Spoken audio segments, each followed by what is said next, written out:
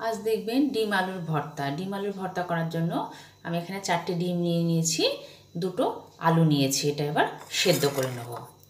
এক এক করে ডিম আলুর ভর্তার কী কী লাগছে দেখুন। আমি এখানে পেঁয়াজ কুচিয়ে নিয়েছি, কিছুটা পরিমাণে লঙ্কা নিয়েছি আর টমেটো নিয়েছি। তাহলে দেখুন এরপরে ডিম আর আলুটা সেদ্ধ বসিয়ে দেবো। ডিম আর আলুটা একসঙ্গে সেদ্ধ বসিয়ে দিয়েছি। আলু আর ডিম সেদ্ধ করে নিয়েছি। এক এক করে এর মধ্যে সর্ষের তেল দিয়ে দিলাম। পেঁয়াজ কুচিয়ে নিয়েছিলাম, পেঁয়াজগুলো দিয়ে দিচ্ছি।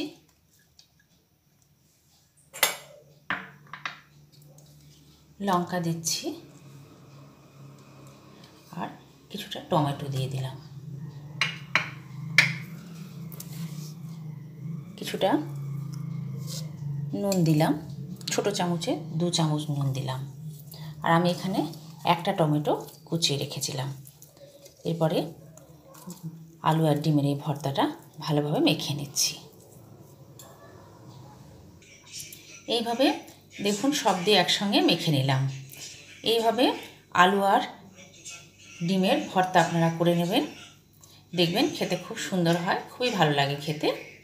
যদি ভালো লাগে আমার এই রেসিপিটা তাহলে লাইক, শেয়ার এবং কমেন্টস করে আর সাবস্ক্রাইব করে আমার পাশে থাকবেন।